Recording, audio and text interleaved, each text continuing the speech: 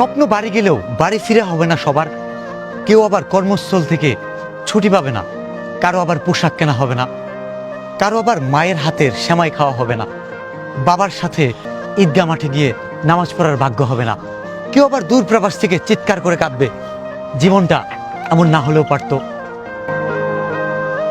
কিছু শত্রু আছে যাদেরকে একসময় বন্ধু বলে দিতাম পরিচয়, সময় চিনিয়ে দিয়েছে বেঈমান কারে কয়। ক্ষতি করার জন্য উৎপেতে আছে, ভাবছে এটা বুঝবো না আমি। বন্ধু মানে শত্রু শত্রু খেলা, এটা আমি ভালো করেই জানি। অসময়ে সঙ্গ দিয়েছে হাতে গোনা দু একজনে, সুসময়েও তাদের কথা থাকবে আমার মনে। বিপদে পড়ে টাকা ধার চেয়ে চিনেছি কাছের মানুষজন ছিল যারা, দরকার লাগলে আমি দিব বলা মানুষরাই করেছে দিশেহারা। বিপদে আপদে যাদের পাশে থাকার কথা তারাই তো গেছে পাশ কাটিয়ে, অথচ তাদের বিপদে কখনোই থাকিনি হাত গুটিয়ে। দুঃসময়ে কাউকে পাবো না এটা মেনে নিয়েছি, সৃষ্টিকর্তার কাছে সবকিছুরই তো সমাধান পেয়েছি। বিপদে টাকা চেয়েছেন কারো কাছে, সাথে সাথে ব্যবস্থা করে দিয়েছে। তার মানে এই নয় যে সে আপনার জন্য টাকা নিয়ে বসেছিল। লোকাল বাসে আপনার ভাড়াটা পরিচিত কেউ দিয়ে দিয়েছে, মানে এই নয় যে তার মানিব্যাগ ভর্তির টাকা আছে। কেউ আপনার খাবারের বিল লাগিয়ে দিয়েছে, মানে এই নয় যে তার টাকার পাহাড় আছে। তার টাকার পাহাড় নেই, কিন্তু পাহাড়ের চেয়ে উঁচু একটা মন আছে, যা সবার থাকে না। এসব মানুষদেরকে কখনো ভুলে যাইয়েন না।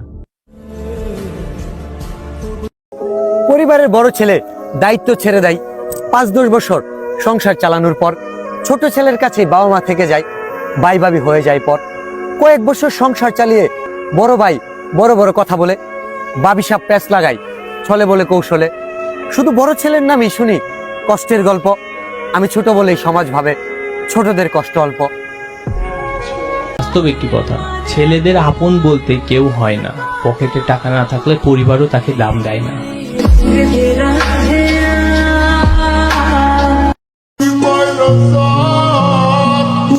পুরুষের লাল চোখের রহস্য জানতে এসো না। ওহে নারী, তোমার চোখের কাজল নষ্ট হয়ে যাবে।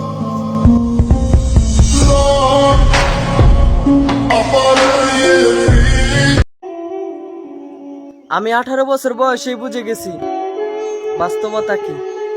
আর আমার বাবা 50 বছর বয়সেও কয়, চিন্তা করিস না বাবা, আমি তো আছি।